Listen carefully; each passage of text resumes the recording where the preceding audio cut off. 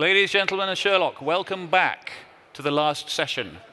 We're nearly there. I hope you've had enough caffeine to keep going and enough conversation. It's a great pleasure to introduce our next panel, four very distinguished experts. I'd like to invite them just to come up straight away. So we have the great pleasure to invite Lisa Maria Neudaert of the Oxford Internet Institute, Camille François of Graphica. We have Jan Neutzer of Microsoft, and last but definitely not least, Carl Vogt of WhatsApp. So round of applause, please.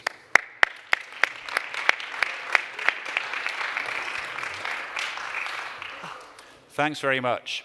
Now, I've done a lot of conferences. This is about the stage where I feel I have been PowerPointed to death. So we are going to avoid PowerPointing to death, and we are going to make this an extended Q&A session. This is all about swapping ideas and swapping expertise, so that's what we're going to do. We're going to be discussing the new threats and the new technologies and the new problems. We're going to be talking about the problems of the future, but like they always say, the future starts now. So I am going to give the first question to all four of our panelists, and then we will just open the floor. Each panelist will talk for a couple of minutes on that. Then we'll open the floor and we'll just take the questions as they come. You can give questions. We'll have the microphones roving. You can put them on the app, and we will make this a big Q&A session. So the first question, which is to all four panelists, is simply, what's the first thing we need to do right now? We'll start with Lisa Maria. We'll just go around the group. So Lisa Maria, then Jan, and keep going. And then we'll open the questions. So Lisa Maria, over to you. Thank you, Ben. Yes, so what are we supposed to do about disinformation, and what are we supposed to focus on now? And I think that is the main question that governments are asking. That's the question that the media is asking. That's the question that platforms are asking. How do we fix the media system? How do we fix social media? And how do we fix fake news? Well, I think it's not a problem that is that fixable. It is not a plumbing issue that you can simply go out and fix, and then all of a sudden disinformation is going to get out of the way and you're done with it. It's a social condition, and it's a condition that we're going to have to monitor, like we are monitoring crime, for example, or like we're monitoring inequality. And it is something that we're going to have to do constantly and that we're going to have to adjust to. So with that, I want to start into that panel with a little bit of a warning, saying that it is important to do something about this, and it is also very important to do something about that now. But I want to issue a warning. It should not be about solutionism. It should not be about actionism. We need to be careful that we don't have countermeasures that are stifling the freedom of speech, that we don't put platforms in a position where they have to make decisions that they're not legitimized to do. And I think it's important that how we can circumvent that is by working together, platforms, technology, government, civil society. Great. All right, I'll take it from there. So, hi everyone. It's a real pleasure to be here. Thanks, Ben, for having us. And you might wonder, why is Microsoft actually here? We're not a large social media platform, but we are actually one of the largest networks in the world. And we certainly have observed a number of cyber-enabled interference attempts and successes that affect our democratic processes and democratic societies. And I think it's something that all of us are fundamentally concerned about. That's why I think all of you are here. It is this nexus of disinformation, traditional cybersecurity threats, and sort of this new hybrid combination of the two, and their oftentimes outsized, or the potential for outsized impact on these processes and institutions that really underpin our societies. And so from our perspective, we believe that industry as a whole, but also us as a company, can and should do more to engage in providing some solutions and help assist some of these fundamentally important institutions and stakeholders. And so we, 2 months ago, launched what we're calling the Defending Democracy program at Microsoft. And that program is an interesting combination, really, of a number of things that have been going on across the company from a security perspective, but also to some degree focused on some of the disinformation aspects. And so we really have 4 things that we think we need to do right now. One is to work with political campaigns to help actually make sure that we secure them. And there's there's a number of sort of what we would consider at-risk stakeholders, not just the candidates themselves, but a lot of what's sort of in the broader ecosystem around a political campaign, a lot of sort of people that move in and out of campaigns, that volunteer, and really try to help up their game when it comes to security. Second is the question and the challenge of working with election authorities from a cyber perspective, sort of helping secure the infrastructure.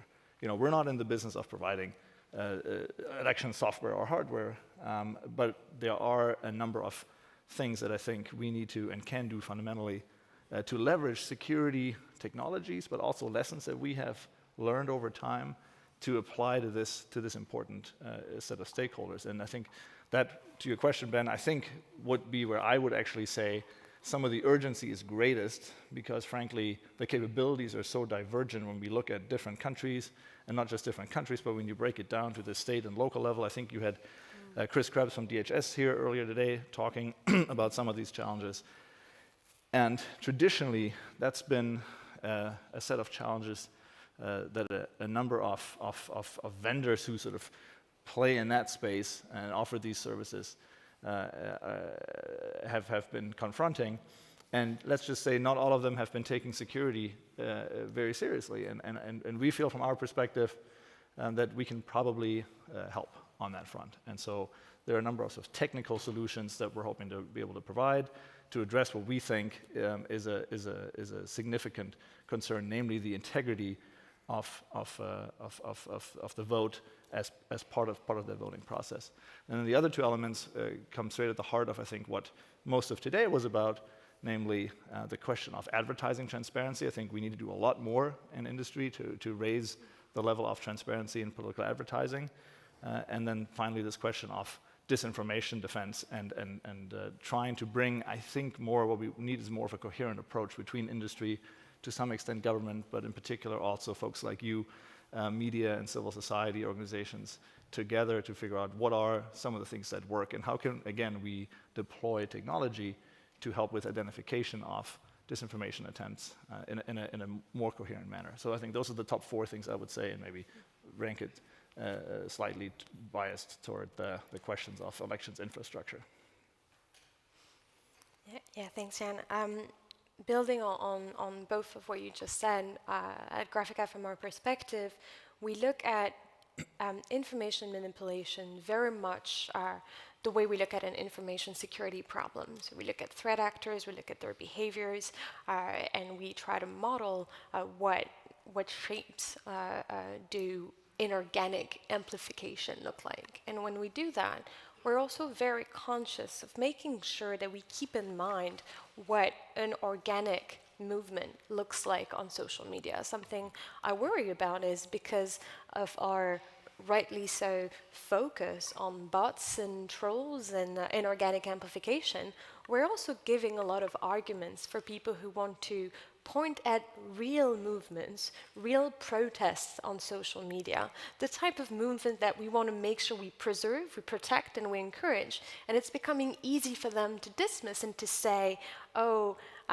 in the case of Turkey, for instance, those people on Twitter using the hashtag Tamam are not real people, those are bots, they're trolls, and they're manipulated from abroad. So from a very sort of like geeky data researchy perspective, what we care about right now is also making sure that as we go about detection and as we go about working on disinformation, we keep in mind what we're seeking to preserve, which is people's ability to organize on social media, to lead to real protests, to do the Me Too movement, to do political activism, and to make sure that we're not creating an environment in which they're systematically being questioned, and we can also defend the veracity of a movement when we see one. Now, Ben, I'm going to try to answer your provocation with also a very straightforward statement. You said, what should we be doing now? And so if I'm thinking like one thing, to be a little provocative, or maybe it's actually not, but we should be holding state actors accountable. We should be holding governments accountable. Too often, I feel like the disinformation cycle is state-sponsored movement is doing something nasty on social media. We've heard, of course, many times today, it's not just the Russians, it's not just election interference, it can be state-sponsored harassment, it can be silencing, it can be bullying. If you're lucky, you get to see it, you get to analyze it. If you're very lucky, you get to have a platform conversation saying, hey, why don't we take this down? And that's sort of like the end of the cycle. But as a French person and sitting here in Berlin and I live in the US, we still have a rule of law.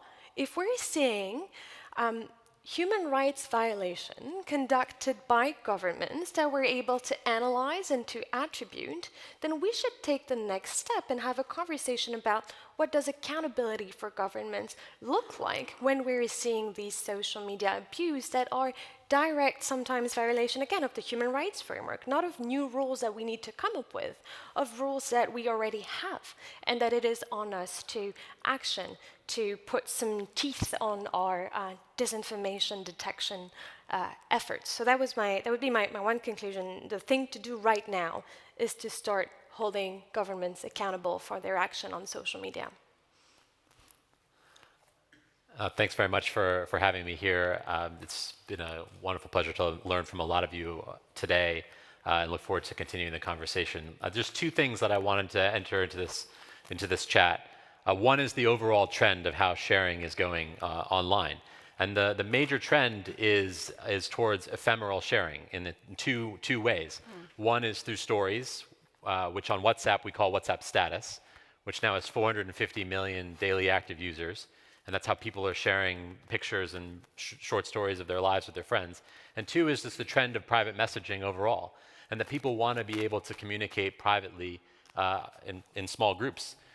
On WhatsApp, 90% of the messages that people send are just between two people from me to you. And the average group size is 6 people. It's not unlike this conversation we're having right here. It's very different from the conversation if all of us are doing it at once. And all the people watching online. That is a different context than what we experience at WhatsApp, which is really about private and secure messaging. So I think it's something that we need to think about as a community. How do we deal with misinformation in that space when it's people wanting to share just among their close friends?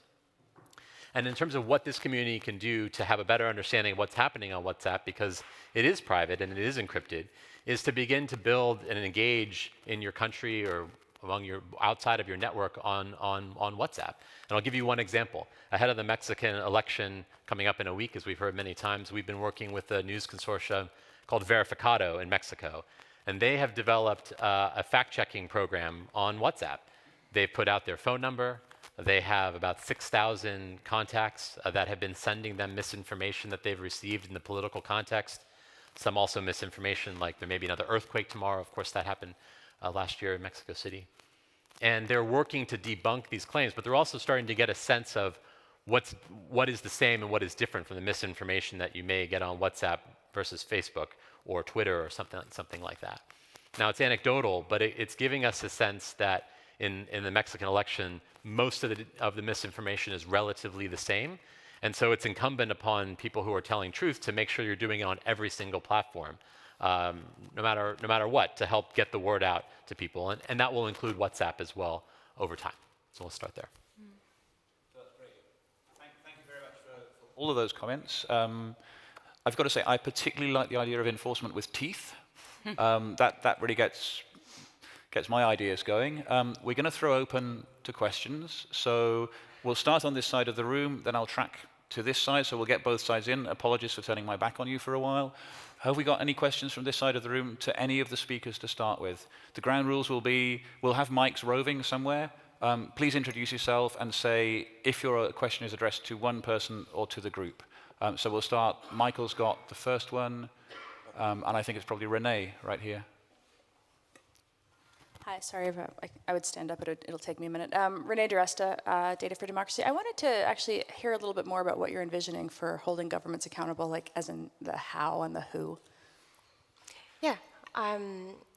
So one way that can be explored, and This is also work that has been done by a few organizations, and I think Maria talked a little bit about it. But we started a small coalition of people who were looking at the type of activity that you can ultimately identify as state-sponsored harassment. Which we call nicknamed patriotic trolling.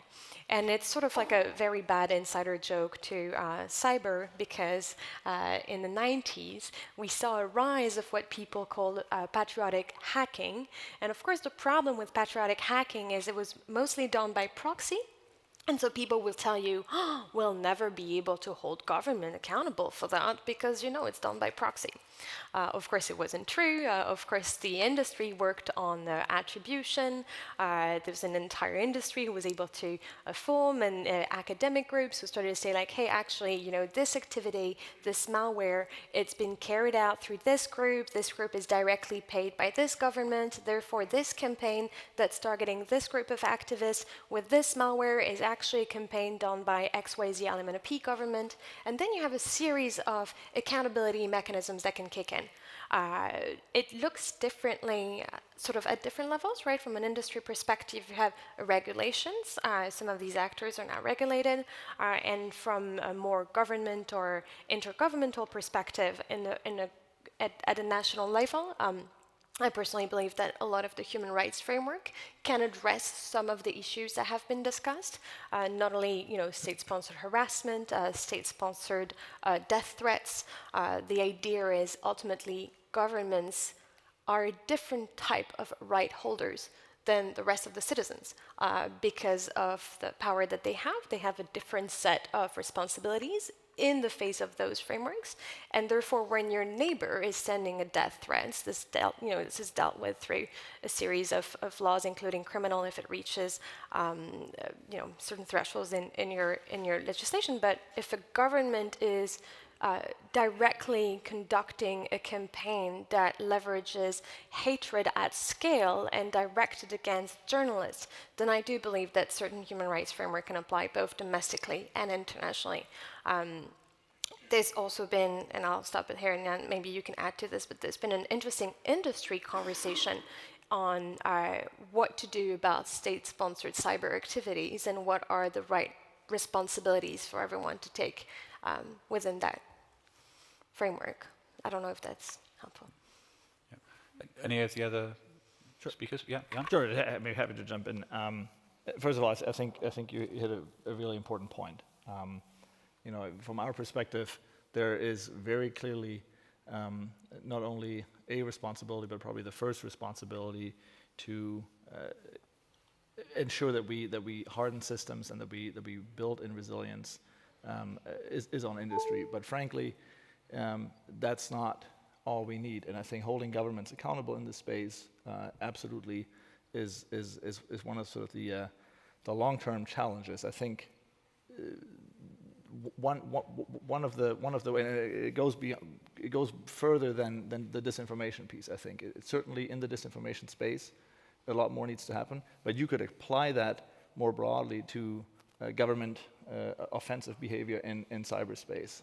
There's a whole range of conversations that have been going on over a couple of decades that frankly haven't gone far enough. And we've put a few sort of ideas on the table in this space, including this concept of sort of non-state actor-led attribution. And so when you think about the telemetry and threat intelligence that the private sector holds, as well as many researchers hold, there's a lot of really great work going on in different university labs, as well as sort of other technical communities. What's missing is a framework and a concept and frankly sort of an ability to bring that together in a meaningful way so that you don't have 10 or 15 different models for how to talk about different threat actors and very disparate sort of levels of confidence that go into these assessments, but something that's actually more coherent, that would then enable something like a third party, maybe some kind of an NGO, to pull together these different data streams and come up with a methodology for holding governments more accountable in that space. I think there's huge potential for that. I think this is something that is very much needed. Hasn't happened yet. we're exploring some options in that space. And one of the first steps, frankly, that we have undertaken in that space is about a year ago when our President Brad Smith issued this call for a digital Geneva Convention, which, among other things, embodied this idea of improving attribution for state-sponsored attacks. And sort of adjacent to that, we've been, to your point, working to drum up some support and frankly partnerships across industry.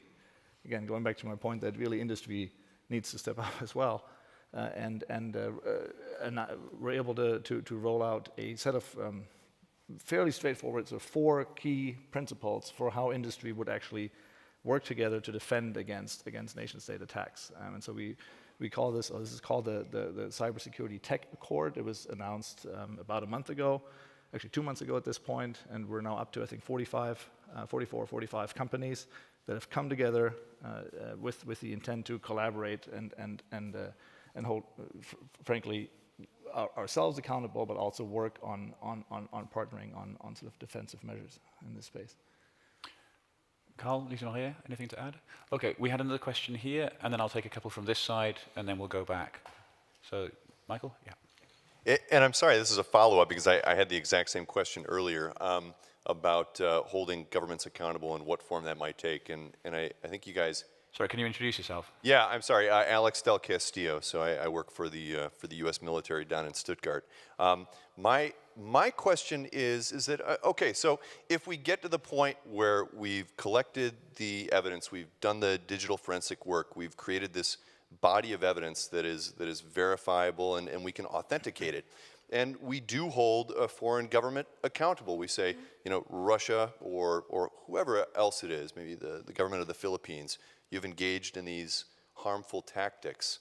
I mean, my next logical question then is, okay, what do we do with that, right? I mean, we hold Russia accountable when we say you interfered in the U.S. elections, but what are we willing to do at that point, right? What do we do with the information? Because I tell you what, from what we've seen so far, the response out of Russia is the 4Ds, and it's the distract, and well, everybody else does it too. So who cares, right? So what is it, and are we having the discussion, are we talking about what it is we're willing to have our governments do in a unified fashion to actually stand up to this type of disinformation? Is it sanctions? Is it some kind of other international activity that actually has teeth? I mean, because we're under threat every single day, and I think holding people accountable only goes so far until there's follow-through. There's got to be follow-through. If anyone has thoughts. Yeah, I think you raised a really important point there. I'm also, when I'm looking into how are different nation states thinking about these issues, how are governments thinking about these, there right now is a little bit of a vacuum of how to address this still new and technological sphere. Together with a colleague at the Oxford Internet Institute, Samantha Bradshaw, and I, we have just authored a report on different government responses specifically to fake news and social media manipulation since 2016. We've analyzed more than 100 countries, and we have seen that a lot of countries are coming up with new regulation that is specifically designed to address these issues. And then that includes, for example, criminalization, that includes a redefinition of what illegal content is online. And that also includes really thinking about, okay, which different parts of government should actually be the counteractors here. Should it be military? Do we need some sort of new digital hub within government that is thinking about these issues? And then speaking for myself here as a German, I know that it's very hard to actually do something meaningful in government in a digital sphere, and that often it's very slow, and it is really difficult to get an understanding of who the different actors are, about what the different strategies are. And I think another big problem is also understanding that on the one hand we have big organized government and also commercial actors who are engaging in these activities, but then we also have individual actors who do not have these resources, who are doing things that look very, very similar. So how do we differentiate between that?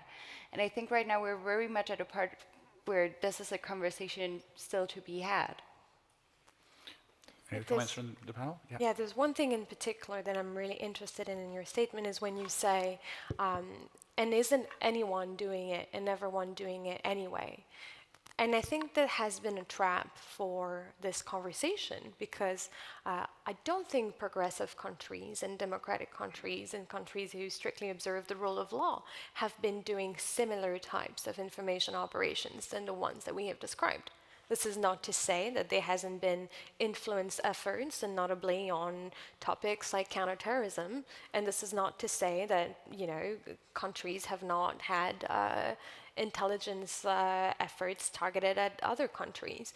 But I think it's a legitimate question to ask, what is a democratic way to engage on social media? And I think it would be interesting to see country answer these questions and say, yes, we do influence operations targeted at counterterrorism targets, and we don't do mass rape threats targeted at women journalists we want to silence. And yes, we do that, and we don't do this. And I think because we don't have this conversation on how do state responsibility work on these operations, what's acceptable, what's not, what's fit within the rule of law, what doesn't, it's also too easy to put everything in one bag and say, oh yeah, social media manipulation, everyone's doing it. Who really started it? I mean, who's not fucking with your election? Type of question. Sorry, I said I wouldn't stare on, wouldn't. If I can follow up really briefly, it's out of a great sense of urgency. And our Baltic allies are under attack every single day by Russia, and they deal with misinformation and disinformation and real direct threats to their democracy. And talking about the problem and holding Russia accountable is only going to go so far unless we're actually willing to take affirmative steps to stop their activity. And I just wonder at what point are we going to have that very hard discussion about what it is we are affirmatively going to do to stop their behavior against our allies. Can I actually throw in something there, if everyone's okay with that? There's a difference between what are we going to do and what are we going to do that actually works. If you think there has already been action, there have been diplomatic expulsions, there's a Mueller indictment, 13 people have got their names on the list. Has it worked? No. So things have been done. And one of the really important things here is thinking outside the box. The totem example of this is Operation Infection, which was a KGB operation back in the late 70s and 80s, where basically the KGB planted the story that the CIA had created the AIDS virus in a weapons lab in order to kill Africans. Right. And it was a template for everything we see now. It was initially planted in an Indian newspaper, then it was picked up by a couple of pro-communist papers around the world, and then the Soviet media picked up and said, look, Indian newspaper says that. AIDS was created by the Americans. And this went for years. It was finally stopped at one of the Reagan-Gorbachev meetings, where Reagan effectively said to Gorbachev, if this keeps on going, we're cutting all the AIDS funding into your country. And at that point, the cost was raised so high that the operation stopped. I mean, the story's still out there. You'll still hear people seeing it. But there was a response which actually worked. So I think we have seen responses. But what we're looking for is what is the response that's actually going to make the difference. I'll turn this way. Greg's got a question. And then we'll take one from over here. Okay. Hi, Greg Roet, Institute for Statecraft. Well, one thing is that this is part of a much wider picture, and it's a very important, but it's a very small part. And it ranges from this to very subtle, low-level influence operations, all the way up to annexing a country and shooting down a passenger airliner. So there's a lot to be held accountable for some of these countries. Yeah, I mean, I won't go into make a comment, but it has to have teeth, and I really would like to see sort of how we can really take this issue here, which is disinformation, and fix it into the showing that this is part of a much wider issue. It's the hard systems penetration by cyber offensives, all the way up to the military actions down in Ukraine. But the question I actually had to ask was, there's been a lot of discussion about what we should do about disinformation that's floating around online, and should it be removed, marked, or otherwise inhibited. And it's very easy to do that for some of the stuff that we've been looking at over the last couple of days. easily provable lies. But for the grey area stuff where it's not, it's in that grey area between misinformation and legitimate, maybe misinformed political discourse, who should be the decider of what is political discourse and what is misinformation, governments or private companies? Terrified silence. Who wants to go first? I don't think we've seen a law yet from any government that really nails that while protecting free speech at the same time dealing with the urgency of the day. And I think that does give companies, but also NGOs, journalists, the opportunity to try to color in those lines and help give guidance on what will work platform by platform. And so I was just at a fact-checking conference in Rome for the last 2 days, and they were looking very closely at this issue and figuring out when they should engage these journalists from around the world who like many of you, do the brave work of calling out disinformation, explaining its origin, and helping society deal with it by fighting with good information with the bad. And so I think those are resources that companies should turn to and listen to frequently in order to figure out the policies that make sense for them, and then be transparent about those policies. Adding to that, I want to highlight again the point that Lisa Maria had made in an opening. The other issue, of course, is that more often than not, the terms of services are a lower standard than freedom of expression.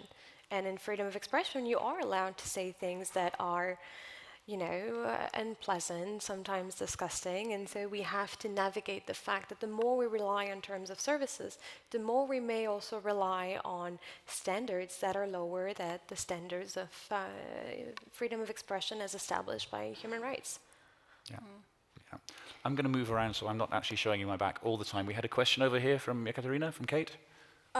Yeah, my name is Kate, and I'm a master's student at Heidelberg University. So my question is, first of all, it seems like you're all trying to develop a standardized one-fits-all program for identifying and countering information. But I believe that some approaches that may work in the global north are not necessarily going to be applicable in the global south. So how are you going to deal with the question of regional diversity and the variety of traditions of cultural meaning-making? Yeah, absolutely. That's actually something I only spoke earlier about. We as a project, we have been looking into disinformation and propaganda campaigns. We started actually looking into these issues in the Ukraine and in Hungary, and since then have looked more into European contexts and also into US contexts. And now for the first time, we're looking into Latin American elections. We're looking into the Colombian elections. We're looking into the Mexican elections. And what we're seeing there is that sort of the frameworks that we have identified in Europe and the US don't fit. So the one size fits all is definitely not going to cut it. That is because the media systems are very different. For example, in countries like Mexico, you have a lot of media that is state funded, that is very close to the government. You have a lot of media that is really in the hands of elites. And so how we think about these issues has to be very different and has to be, very fine-tuned and needs to be very alert to specific country contexts. But that being said, I also think there are a couple of things that are true overall and not just on a national level. I think the way that information is flowing over social media is something that we can see is fairly consistent across different countries. We do have the tendencies that it is often the polarizing information, that is often the provocative disinformation that tends to do well on very different networks. So that's not just Facebook, but that is also WhatsApp, for example. That is also not just true in countries like the US, it is also true in countries like Germany, where the right-wing AfD is dominating social media. And I think that's also very true in Africa or in Latin America. So there are some issues I think that we can focus on that have a common ground, and then other ones need a more fine-grained social science approach. That's a really good question, a really important question. We're actually very lucky today. I'm not sure if you can see at the back of the room there in yellow, Chris Roper. Chris, can you stand up for a sec? Chris is one of the stars of Code for Africa, based in South Africa, has one of the best networks of digital forensic specialists, analysts, and researchers across the African continent. So if you want to get the African perspective and an understanding of the African perspective, Chris is a really good guy to talk with and network with. He's only here for a little while, so grab him at the end, give him your business cards. We had a question here. and then we'll come back to this side, and then we'll come across. I guess I wondered to what extent social platforms are responsible for certain kind of actions. I just want to have like a very concrete example. In Myanmar, for example, there are now allegations that the military also used the platform to target, well, during their clearance operations, they took out ads to essentially spread propaganda about their clearance operations against the Rohingya. The UN, of course, has said that they think that Facebook played a determining role in the genocide. But I often wonder, because you talked about international law, how culpable is Facebook in these kind of cases when their platform is being monetized to essentially facilitate genocide? Very tough question, of course. I don't have an answer to that. It brings two things to mind, though. The first one is, Jan, what you alluded to, that's also a principle in the tech accord, which is there a responsibility for platforms to ensure that their own platform isn't used by these state actors to commit these types of violations? If yes, what are the methods that are being used to ensure that platforms have the means to carry out these responsibilities? And once those means are in place, I think the other important question is, what are the transparency mechanisms by which we can then turn to a platform and say, hey, you committed to ensuring your platform wasn't used by a government actor to carry out these types of actions. You staffed X number of people, followed X number of principles. What did you find? What can you communicate? What can you bring back to the public discussion so that others can, like the UN, can take this evidence forward and make that part of our understanding of how these horrible crimes are being committed in the 21st century. So I don't have the answer to your specific question. I apologize for that. I'm not a lawyer. But I think the entire arc from what's the responsibility to what's the transparency mechanism and what can we hear back from these efforts is one that we should ask and put on the table. And I want to directly jump on that. I think it is also not just a transparency, but it is then also a question of legitimacy. We have platforms and we are expecting of them to tackle those issues, and of course they also should, but those decisions that are being taken are ones that are going to impact us as a democracy and that are going to impact us in how we're getting our information and maybe also what information we're not getting. And I think it is not so much only about then getting transparency ex post, where we see, okay, those are the different regulations, those are what platforms are doing. This is how Facebook decides what they think is content that should be for their community standards and that doesn't go with their community standards. But it is also very much bringing people into that process, making that process democratic, and also getting people at the table that do have a mandate, that are representing our democracies for when those decisions are being made, because ultimately they're going to have a huge impact on many more people, and many more people than those who are living in a nation state. Thank you, guys. So we're stacking up the questions at the moment, and time is starting to run out. So we'll now start stacking questions together. So please keep your questions really short. We'll go for the lady here and the gent here. Then we'll go for answers. Then we'll go for the gent here and for the lady there. And then we'll take answers. So short questions, please. Sophia Diogmadeus, I work at Deutsche Welle. I'm curious as to why you suggested or thought of creating a Geneva Convention-like system that would allow us to monitor the internet, because we're looking at an international law system that is not widely accepted. The ICC is not widely seen or by many countries, so why would you think of something so slow and so complex as a way to monitor the international community on the internet? Yeah. And the question here? Matteo Moschella from Storyful. My question is for Mr. Wag. And on my everyday work, I found a lot of viral video coming from WhatsApp that become impossible to track down because of the encryption of your own application. I've read about the Verificado new way, and I think it's very interesting. I was wondering whether you had any other policy in place, or you think about other ways to make sure that misinformation can be tracked on WhatsApp. So the Geneva question and the WhatsApp question. Yeah, got it. Jan, do you want to kick off? Sure. So thank you. Great question. And let me answer it. Let me kind of tackle a couple different points. One, I think the idea to sort of call for a digital Geneva Convention was on the one hand to point to, I think, a set of rules and norms in the international legal system that, generally speaking, are very well known and are widely accepted, and to evoke, I think, a sense of urgency to bring something similar to the digital space where, frankly, we don't have binding rules for what is permissible for governments to engage in terms of offensive behavior in cyberspace. There are some political commitments that have been created over the last 10 or 15 years in the context of different expert groups at the UN and the OSCE and other places, but nothing sort of at that in that context. And yes, it is slow. It would be a slow and cumbersome process, and I think we have said as much. But in part, it is sort of we are trying to get this conversation started today, or in this case a year ago, and we're also trying to infuse it with a sense of urgency. When you look at what happened last year, shortly, in fact, after we made that proposal, you saw the WannaCry attacks, you saw the NotPetya attacks.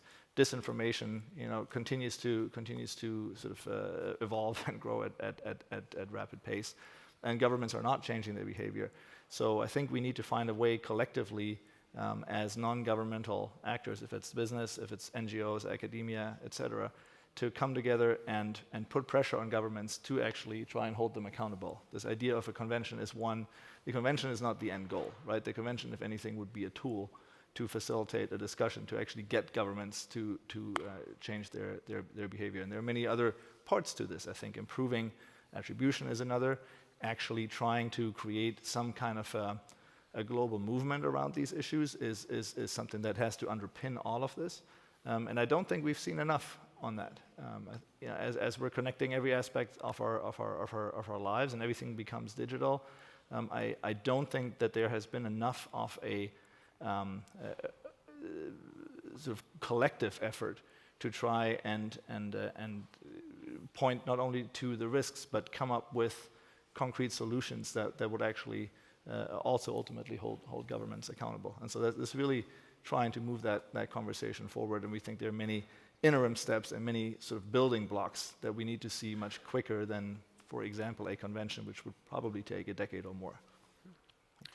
Thanks so much for the question.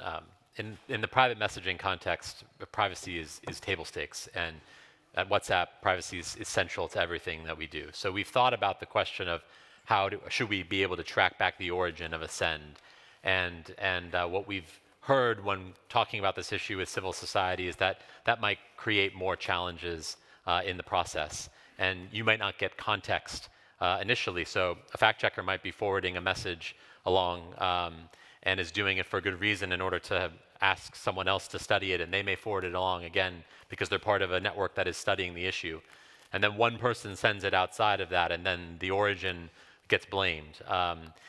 It's very difficult, we think, to figure out a way where you can, in the private messaging context, have that clarity of the origin. But what is really important, what Verificado is doing, two things.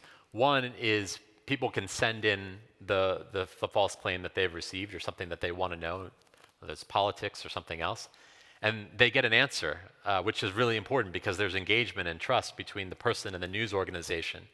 And then second, the news organization asks them to send it back to their network, the fact-checked article. And so you're creating a dynamic where people can help inform their network about where to go for accuracy in the private messaging context.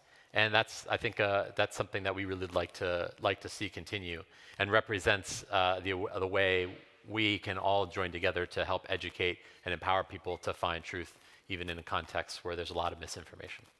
A couple more questions. Please keep them really short because we are tight on time. Hi, I'm Siim from Estonian Government Office, and the previous guy almost had the same question as me. So you mentioned Verificado, but given that in several countries, especially outside Europe and US, WhatsApp is changing from a private messaging app to a news source. So can anything be done, given that privacy is the core essence of your service? Can anything be done to tackle orchestrated disinformation campaigns? Yeah, so two things. What we're hearing is that Reuters just had a study on this a few weeks ago, that WhatsApp is a place where people like to discuss news, and we're seeing that surface. It goes back to the trend I mentioned at the top, that people are really turning to private messaging contexts to engage and to have those discussions. And so again, empowering people with fact and figuring out resources within the app and having organizations like this be available to people like Digital Sherlocks within WhatsApp, I think is a very smart step. But the other thing that we can do, and where we spend a lot of time, is we can't look at the content because it's encrypted, but we can look at the behavior of an account. And so we block automated action across the board. We do not want to see automated content on WhatsApp. And so we can look at an account, and if it's engaging in abnormal activity, we will block it. We also rely on spam reports. So if you get a message from someone who's outside your contact book, the first question we ask is, do you want to report spam? And that gives us a signal about the actor. We're also trying to learn more about the elections in real time, and that's why the work of this community is so important to us.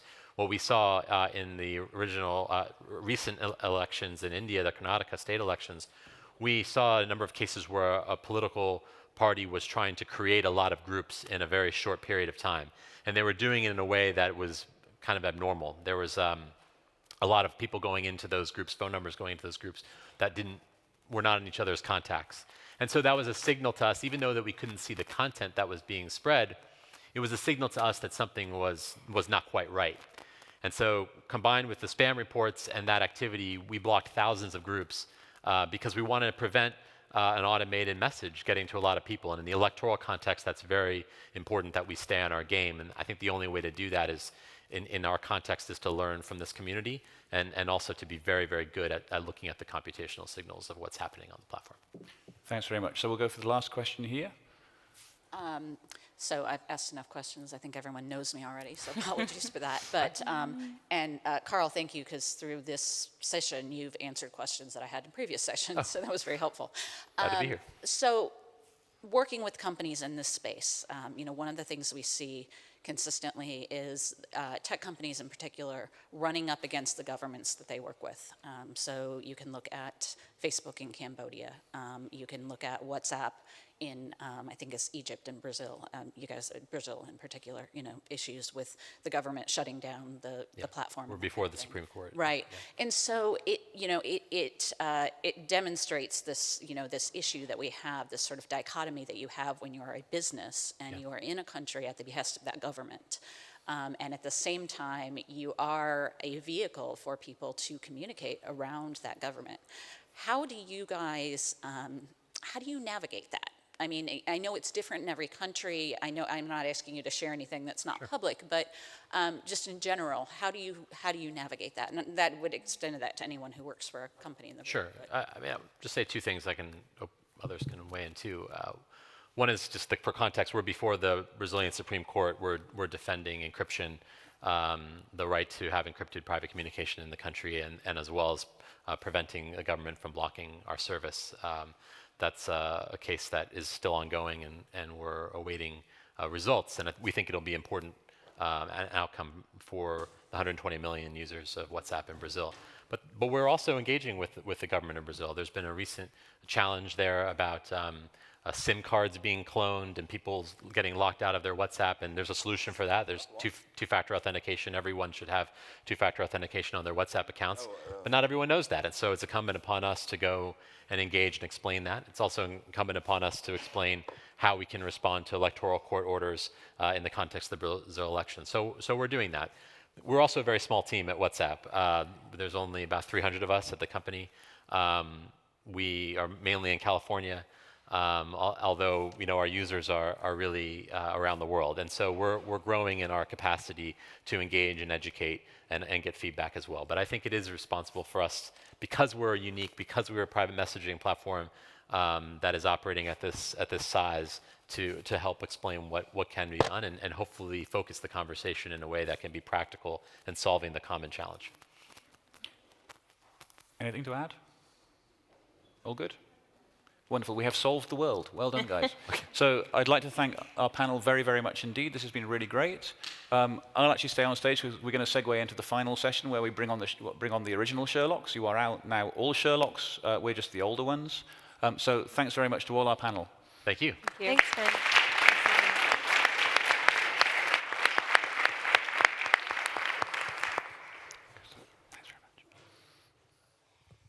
So I'm kind of hoping there's now going to be a thunder of feet and the Sherlocks will come and join me. Until that happens, I will just keep on talking until you guys fall asleep. So if that's okay, that's the way we're going to do this. One of the things I've been thinking in the last couple of days is the fact that I need to wrap this whole thing up. And how do you summarize what we do in a few words? And you know the way I do 4Ds and 5Cs and the 3As and the rest of it.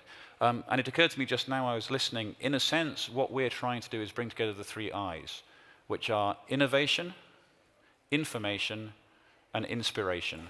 And what we've been trying to do the last couple of days is bring all those together. And you think of inspiration, you think of what Maria Ressa said. I had tears in my eyes over that. Is that inspiration? Why do you keep going? Because that's what we do. Nothing stops that kind of passion. We've tried to give you information. We've tried to learn information. We are here to learn as much as we are to teach. I've learned a ton. It's been fantastic to be here and hear the point of view from Microsoft and from WhatsApp and from Facebook and from the users. So many different groups here. I've learned things I didn't know about geolocation before. I have seen Secretary Albright learning about geolocation, which is going to stay in my memory as one of the great sites of all time. So we've tried to share information in both directions. And we've aimed for innovation. We're all trying to make our new ideas. We're all trying to get things onto the next step. We're already dealing with loads of problems. We know there are loads more coming down the lines. We need to innovate as well. So what I'm hoping is that all of you will have taken away from this information and innovation, and above all, the inspiration to keep going. And I can see some lurking Sherlocks in the corner there. So I will invite the Sherlock team out. Please, a round of applause for the Sherlocks.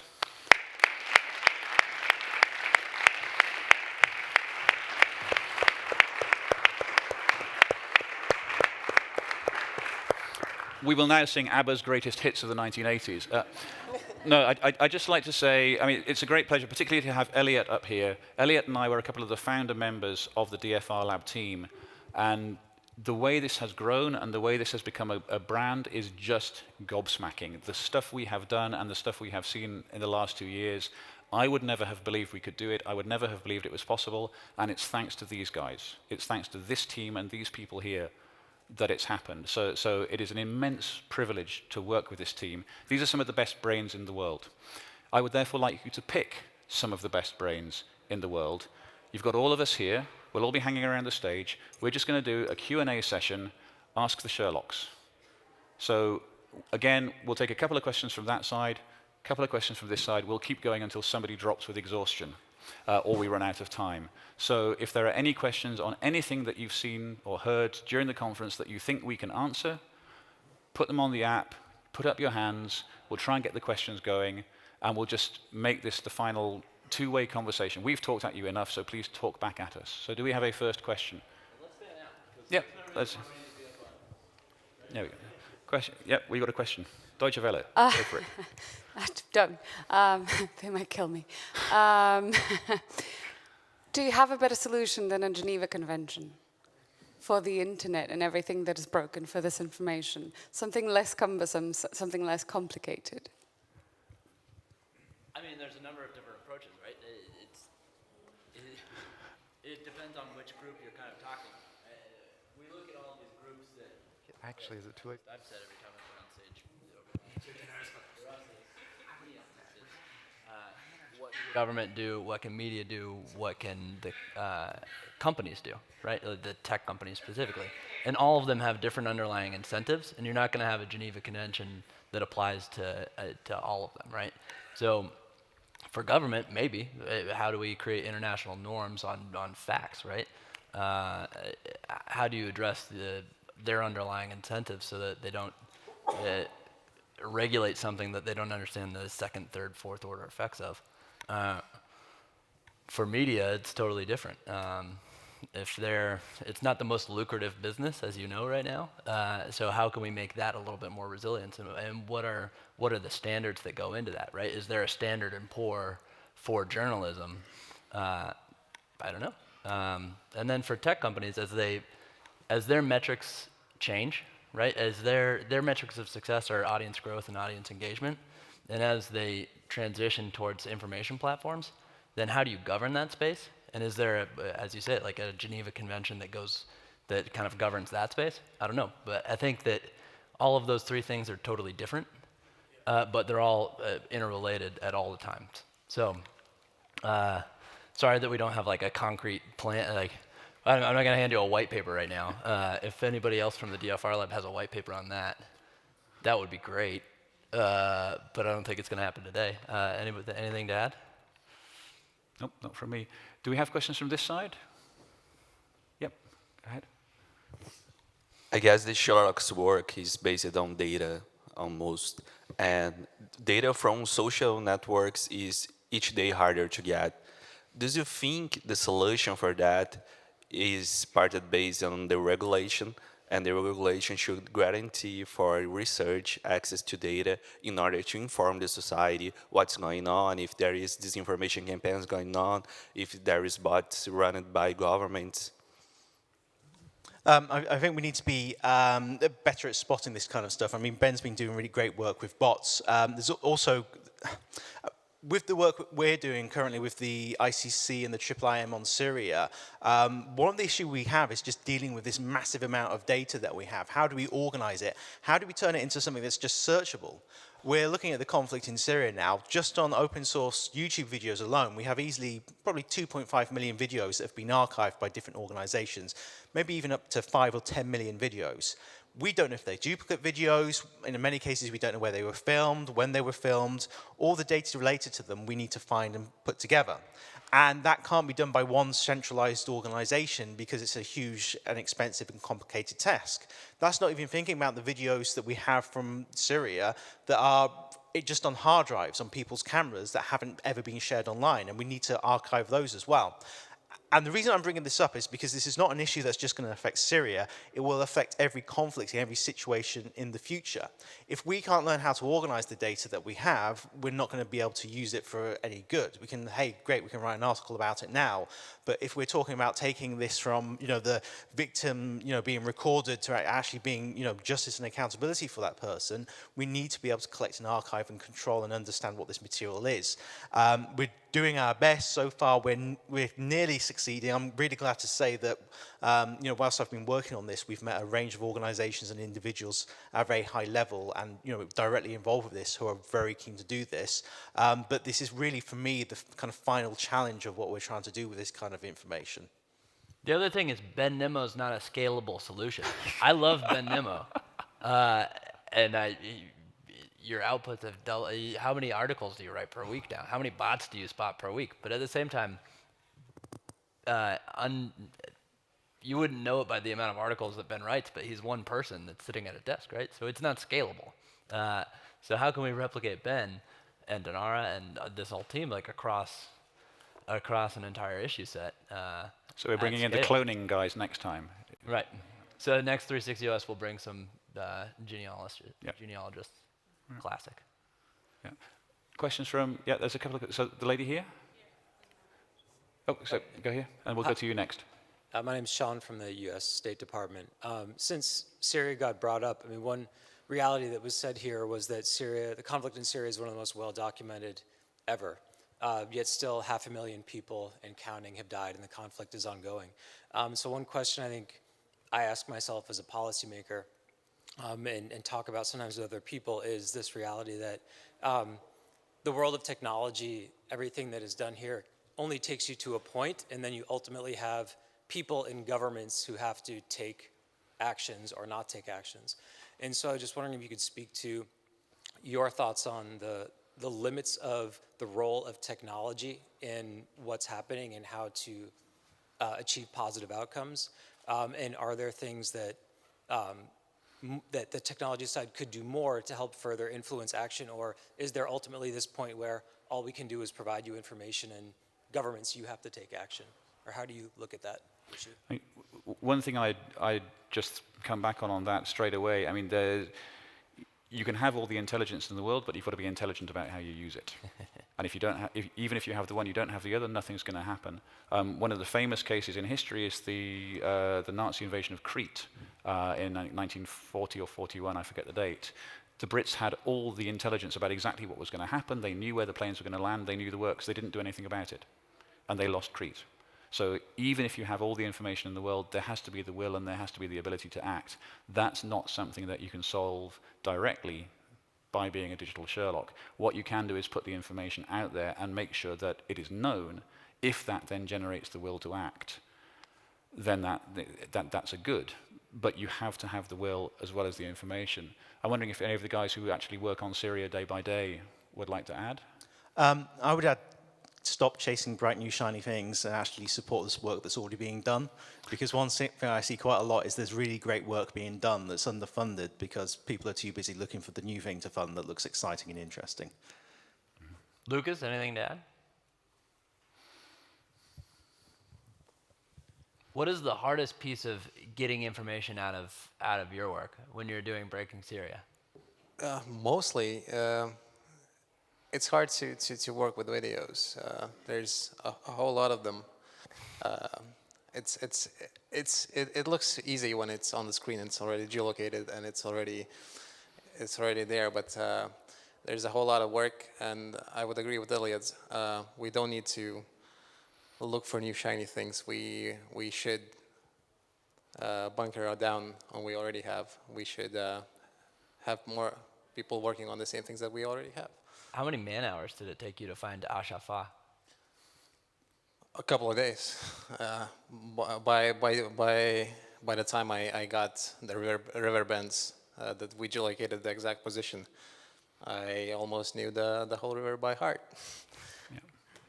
So we had the question over here. Hi, Sarah Finley from Media Monitoring Africa. So 2 questions. So we are a small NGO based in South Africa of a team of 13, and at the moment I'm the only one that's working on this kind of digital forensic stuff. And we've been, quite frankly, very afraid of putting out the reports that we've been doing because of becoming targets ourselves of bots and trolls. You mentioned yesterday, Ben, about calling on the greater support network to help with that. Do you have any other pieces of advice for those new to the space around handling or preventing becoming targets oneself? And my second question is,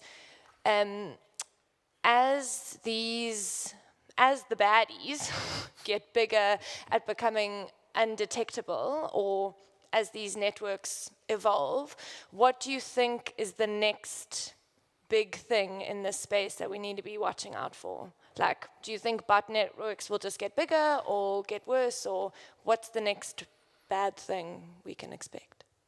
Golly. On the first question, I mean, you're working in a far tougher environment than I do. I don't have guys with machetes outside my place very often, and I know it can happen down there. Think about yourself first, and it's difficult to do, but think about, we talked a bit about pastoral care, and that's something which is really, really important. You dive down the rabbit hole of the internet, you do not know what you're going to come across. Some of it is really, really unpleasant stuff. If you trigger bad actors, they are going to try and do bad things to you. The first thing is just be aware that that's going to happen, and that there are really simple things you can do. Like we sort of stumbled into a bit of a troll hornet nest the day before yesterday, in fact, and we'll be bringing out the piece at some point today. Part of it, what we had to do was to give the trolls the right to reply. So we sent the message. I made sure I actually had the team with me when I was sending the message, because when you hit send, it's scary, because you know the next thing you're going to get coming back at you is this surge of hatred and abuse. It's not a nice thing. But you know it's not a nice thing, so I just make sure I had the team there, and as soon as we'd sent it, we went and had a cup of tea, and you think, okay, it's sent, it's gone.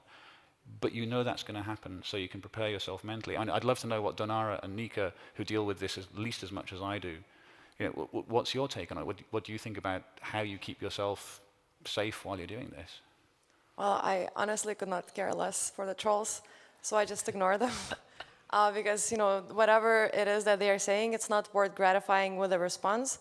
If it's organized, reported, social media networks should take a more tough should have a more tougher response to the organized troll attacks. So ignore it and report it. Yeah, and frankly, it's about communities. Like, the way we feel safe in societies is by belonging somewhere. And why would you care about trolls as a community? You don't belong to that. So you have other community that values facts rather than like ad hominem abuses. Well, I guess that's what helps you to distance yourself, because attacks will be there, but just be numb. One pretty consistent refrain on our Slack channels, which, by the way, 360OS is one of the only times in the year that we get all of the DFR lab team in one place, so it's particularly fun for us.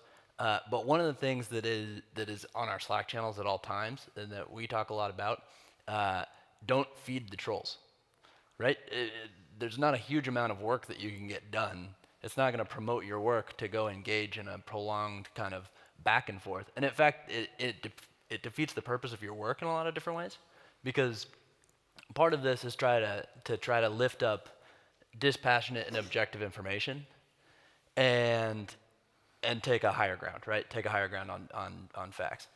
And if you get into a back and forth, into a he said, she said, then basically you're engaging in that argument to begin with. So if the whole point is to defeat that argument, don't engage in it. Just put out your facts.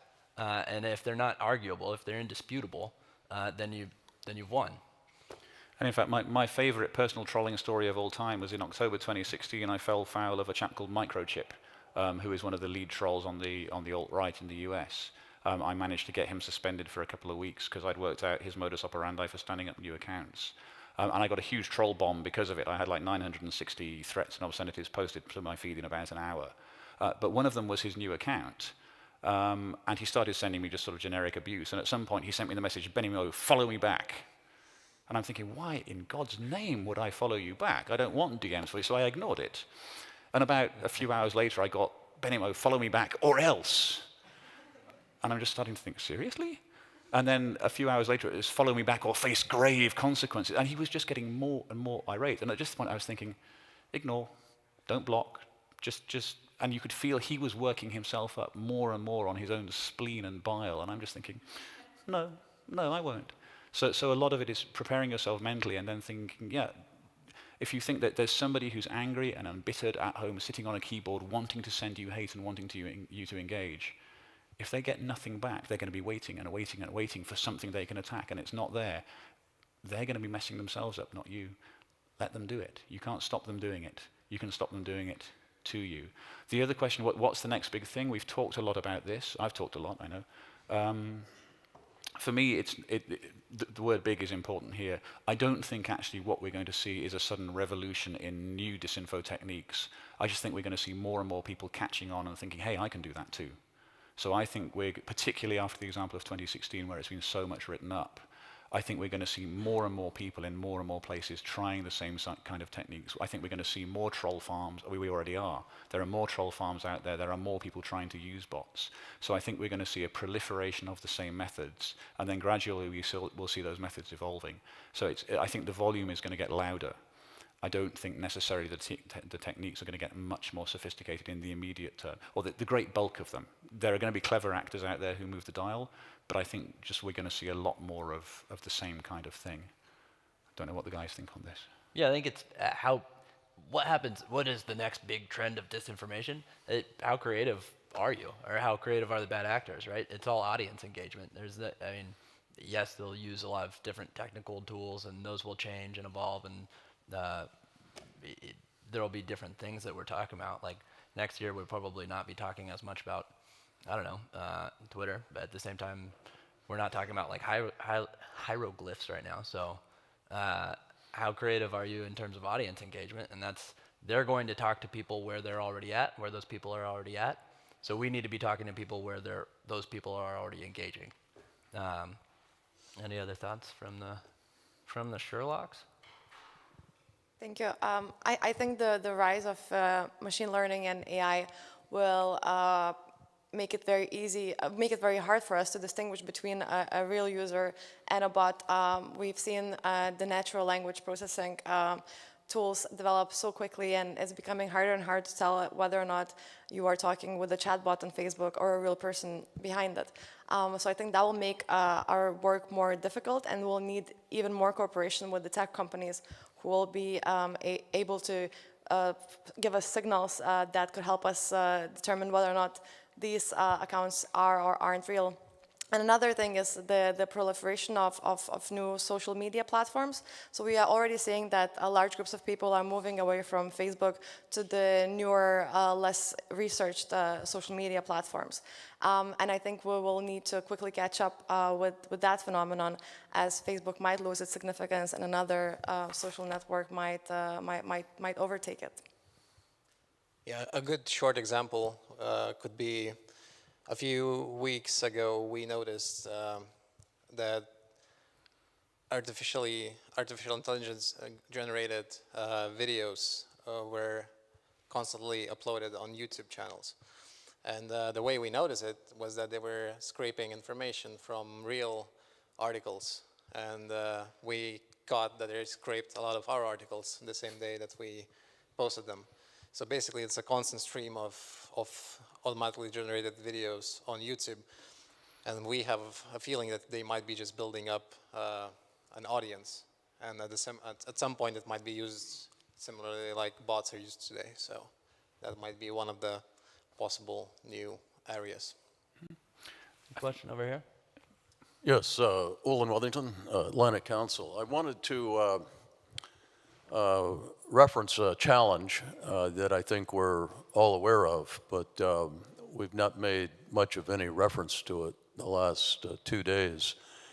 And that's the challenge that comes from the world's largest internet user, which is China. And when we talk about the long-term importance of common standards,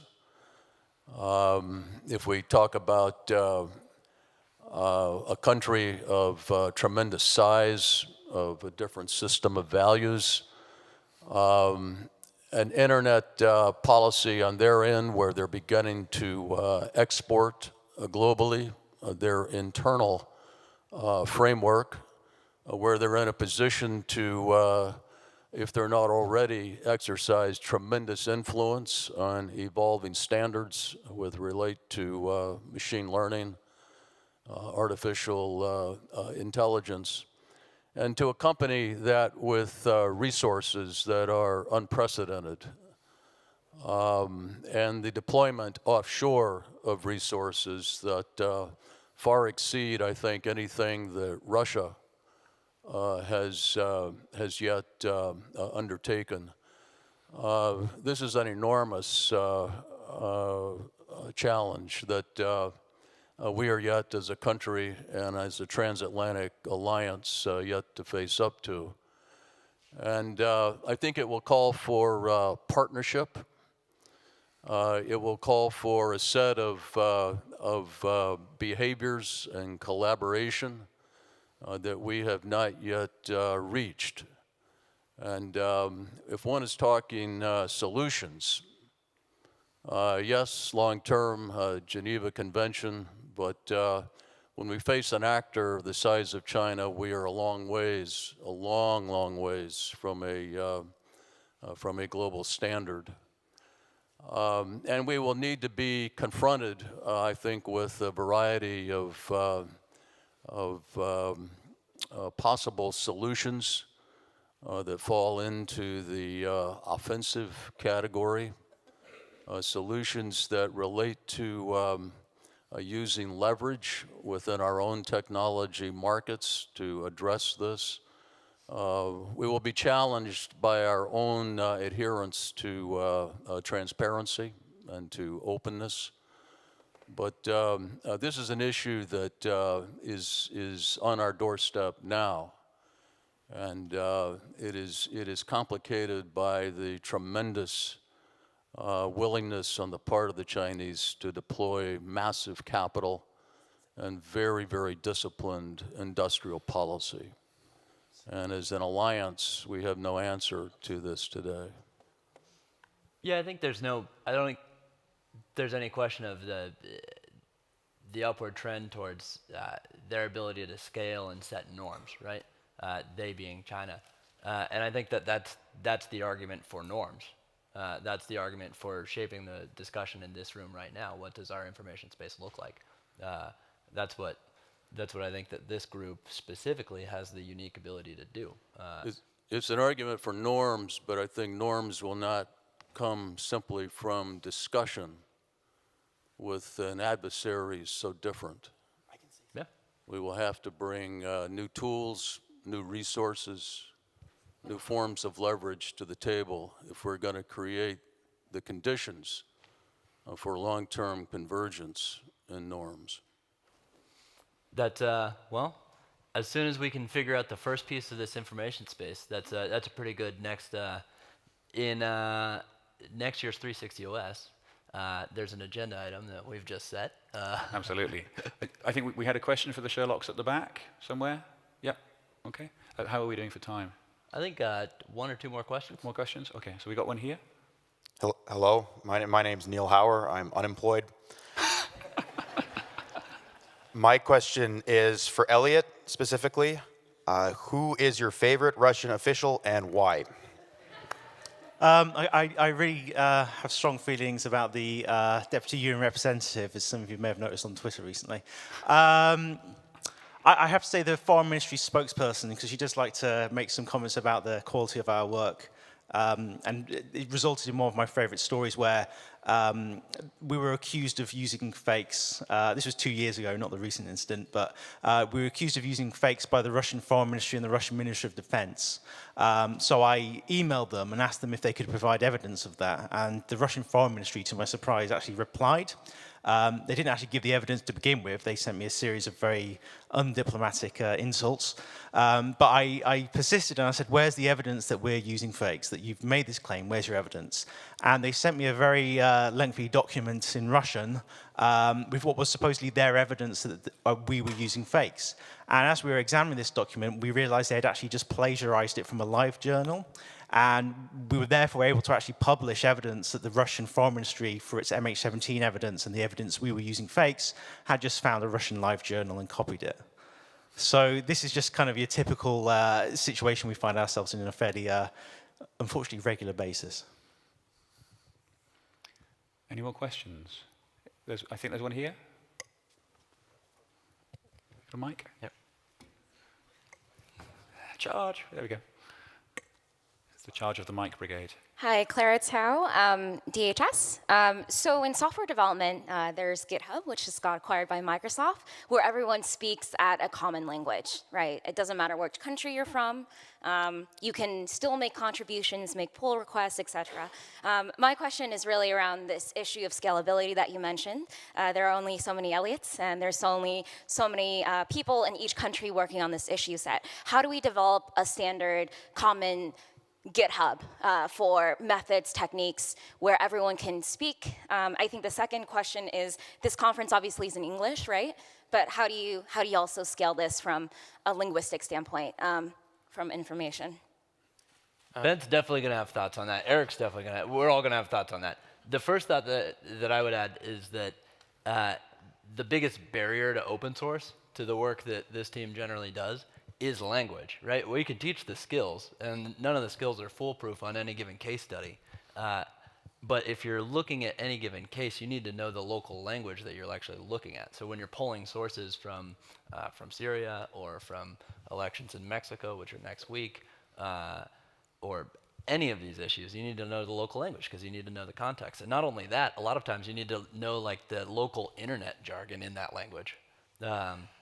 Or the colloquials and things like that. So that's a lot of times the biggest barrier cost. The one other kind of left field idea that I would add to that is that there's a different language that we're all going to be speaking in a very short amount of time, which is how are we going to code out this issue, right? If there are technical solutions to the information space, then there's a pretty common language, or there's less languages in that world than in terms of how humans communicate. So that's an emerging issue that we can address next year. Eric? Yeah, a lot of this has been been done over the last few years with because journalism has been kind of on the forefront of standardization of these kind of verification and research practices. The verification handbook, which maybe half of you or more have heard about, has been translated into God knows how many languages, like maybe 20, 30, something like that, and it's kind of a brief, succinct, kind of stuff we've been doing the last 2 days, but built more for fact-checking, verifying for journalists. And there are a lot of organizations all over. I mean, you see them pop up almost every week in different countries.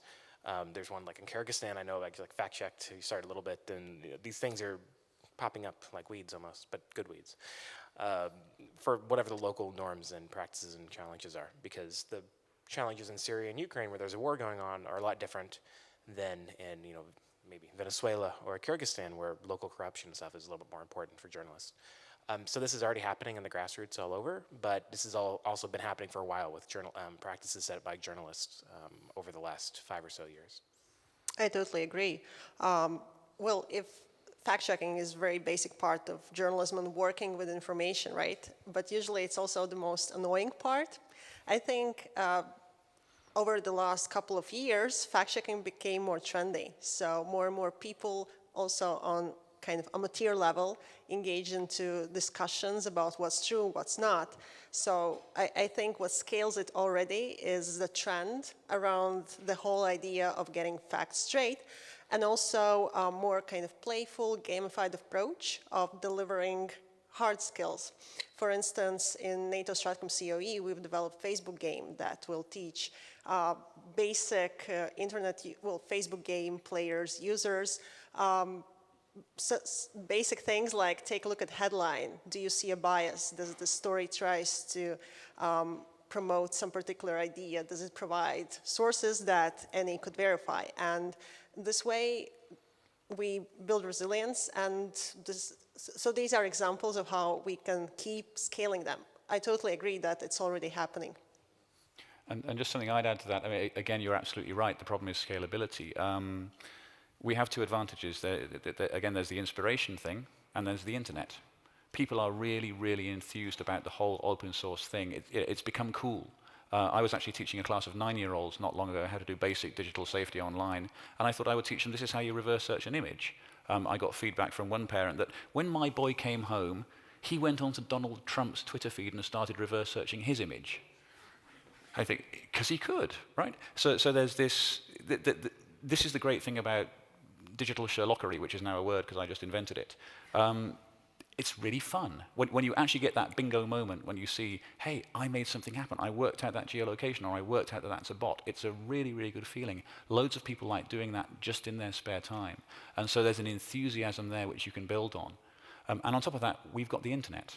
Okay, we've talked loads and loads about the difficulties of being on the internet. This team would not exist without the internet because we're in like 5 different countries in 8 different time zones. There's Slack, there's email, there's WhatsApp. I mean, I've lost track of how many ways we can keep in contact. But right now, Graham and I, we're not actually here, we're monitoring the Mexican election. Well, we are, because we're online and we're doing it, and we are talking with partners on the ground. We've been talking with our Brazilian partners here. We're talking with partners in South Africa. We're talking around the world, there is a global conversation. Ultimately, all it takes for the communication is if 2 people speak the same language in different countries, we can coordinate. And then we each have our own network on the ground, and they can reach into their network, and that network can reach to another one. And so the whole point of 360 OS and the whole point of what we're doing is trying to get more and more people talking to each other, across continents, across time zones, across barriers, because that's where we tap into the enthusiasm, and that's where we build a big community which can do this. Stunned silence. Do we have more questions? Oh, we all good? I think that's a wrap. Thank you very much. Thank you very much to all the digital Sherlocks.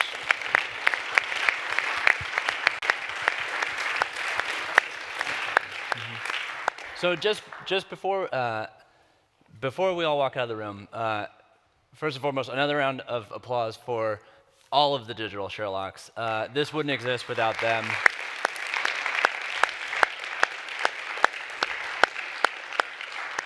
And one person that I want to point out that all of you probably know at this point, but probably haven't seen this entire time, is DFR Labs' person that deals with all things global operations, which is Nick Yap. He's hiding somewhere. You've definitely emailed him. He's probably behind that screen. But Nick Yap, thank you very much.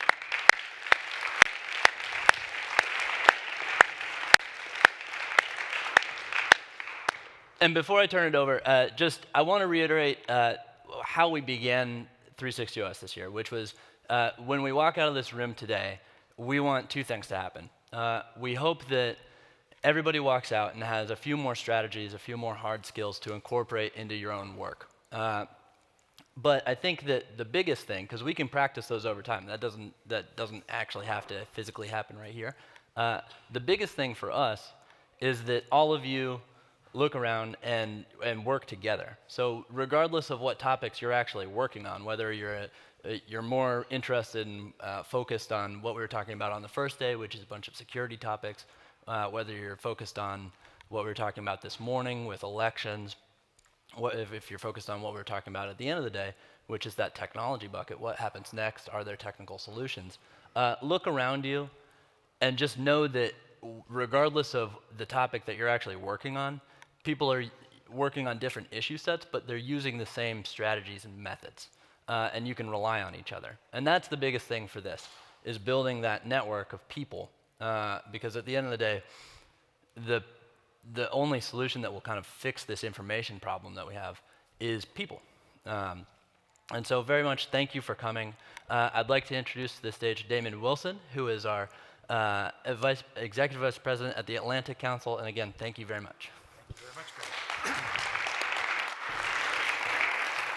Thank you. All right, y'all have had a long time in this room, and I'm going to just wrap us up, help close out the session. And I want to start off just with where we began by saying thank you. Thank you for your work. Thank you for what you've done already. Thank you for your time over the past 2 days. And I think most importantly, thank you for what you're going to do going forward, because that's why you're here. As you were just talking about, it takes a degree of courage, a degree of nerve to do some of this work, particularly in some of the situations which you're in, and we're grateful for that. I want to echo and give a shout out to the team. It is an inspiration every day to work with the people I work with at the Atlantic Council and the lab. It's a great group. But I also wanted to take a second to just explain how all of this, the Digital Forensics Research Lab, how that fits into the Atlantic Council and our strategy. This is not just a side experiment for the Atlantic Council, a place that's been around for decades, and yet this is the newest element of the council. For us, this is really a core way to operationalize our mission. It's key to how we operate and achieve sort of the transition of ideas into action and influence today. But it also is a way that we realized in the beginning of this process when we were doing some difficult work, from hiding in plain sight to breaking Aleppo, to basically have people's back. And by using the Atlantic Council brand to give credibility, to give connections, to help protect the work that our researchers were doing, and to roll out some of that work with Madeleine Albright on one side, Carl Bildt on the other, to give it both a boost in credibility, but also to show we got your back when folks are going to come after you for what you're doing. It helps to have those kind of allies. It's why we've built those partnerships with Facebook, Twitter, and the FBI, because we know things can get tough in this environment as well. But for us, our core mission is how do we galvanize constructive leadership and engagement in the world today, particularly American, but anchored with our allies and partners on solving the biggest global challenges. And I think as we have thought and reflected over the past couple of years about that mission, it's pretty clear that we face some great challenges. In fact, we argue at the Atlantic Council that we are in an incredible historic period right now, a historic global shift that's taking place. And it's something that we call, sometimes in joking term because we abuse it, an inflection point, a point in time in our history where like 1815, 1918, 1945, 1989, that the outcomes that we see and face are really uncertain. The way the world's going to go is kind of a jump ball right now. And the decisions that we take are going to have outsized importance to shaping that. And I think that's where all of us come in, because we're looking at a world right now that is plagued by the return of major power conflict, the fraying of Western democracies, the rise of the authoritarian kleptocracies, a real pressure on the rules-based international order, disruption of technology, the pace of change that's unprecedented for our societies, and you loom over this, you inject now this real uncertainty over America's role in the world against the backdrop of all of this.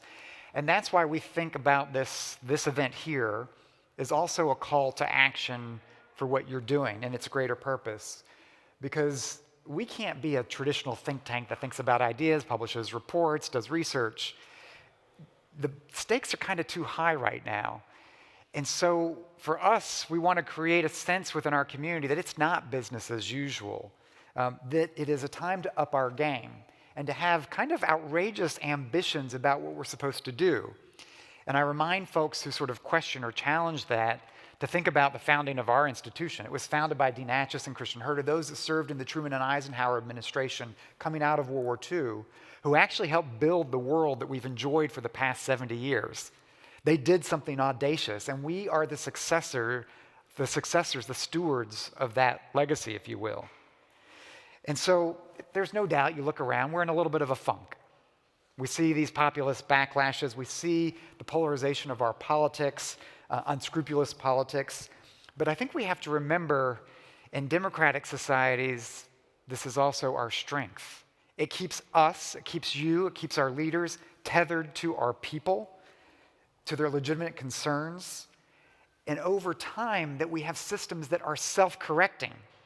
We don't need the trolls and others to come in and tell us what we're doing wrong. We hold ourselves accountable and fix our own systems. And that's the brilliance of what we have. So in the short term, I think we're sitting here in Berlin. I mean, we came to Berlin at a time when, followed President Trump's tweets about the German government and everything. We're in the middle of what feels like a real transatlantic divide, a real north-south divide globally, incredible divides within our own societies that can feel a little bit like we're a little bit off balance. But I think we have to keep perspective in the work that you're doing, that we are entering a great struggle between those that believe in freedom and the authoritarian kleptocrats who are using these tools and our vulnerabilities to go on offense. And so no matter what divides all of us in our societies, we need to remember that our adversaries understand the struggle they're in, and sometimes we don't actually see that because of our own internal divisions. So we've been here talking about technology and intelligence and data and how we actually use that to great effect.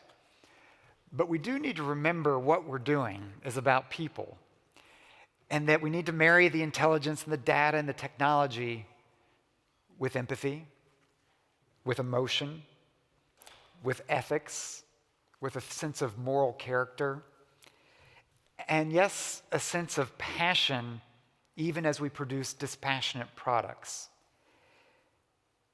It's pretty clear to me that if we go into this very uncertain period where we have big decisions looming, and we do it without a sense of some type of common values, then we're just wandering aimlessly.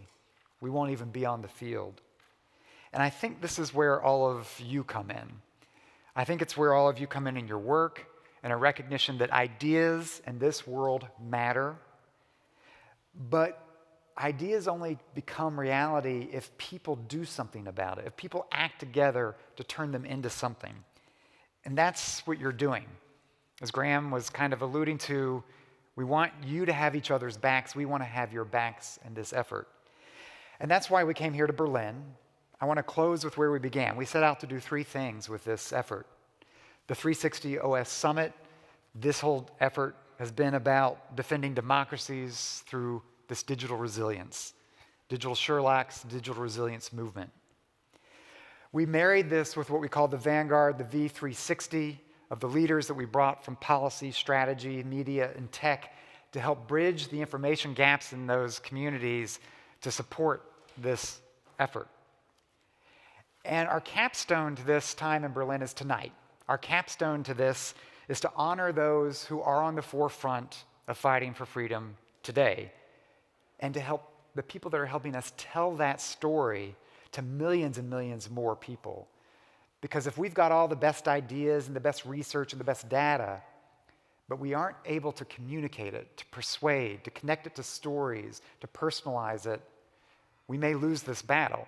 So tonight at the Freedom Awards, we're really delighted to be able to honor those who represent and tell that story through their own actions.